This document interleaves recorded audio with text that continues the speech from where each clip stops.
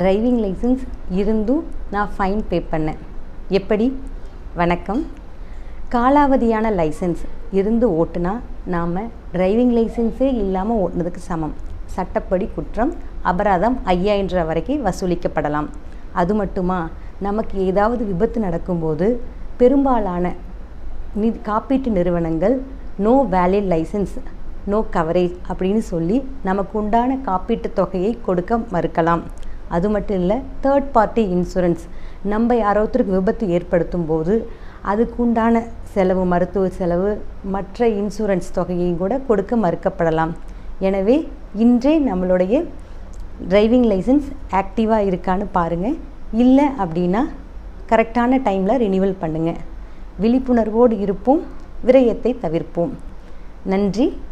வாங்க நண்பர்களே, சட்ட விழிப்புணர்வை நோக்கி தொடர்ந்து பயணிப்போம். நன்றி.